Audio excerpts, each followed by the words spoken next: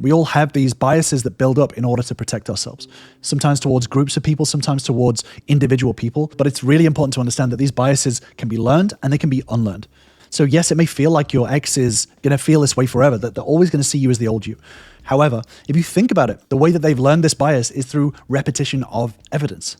And that brings me on to how to undo this bias, which is the same way. This is repetition through evidence. They need to see a very, very high standard of evidence that you are not the same old person, that you are this new person over a long period of time in order to see that you are the new you and that you have a different way of approaching things moving forward. But that leaves the question, how can we handle this bias? How can we undo this expectancy bias? Well, the chances are is that if you've started to work on yourself and you start to notice the things that you've needed to improve on, you kind of already have the path forward to undoing this bias, right? So let's say one of the main problems that you had was communication.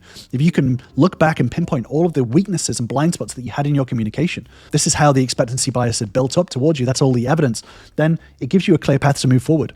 If you're able to hyper-focus on your weakest points and use that as fuel to be able to grow and move forward and work on those specific things, it gives you a clear path forward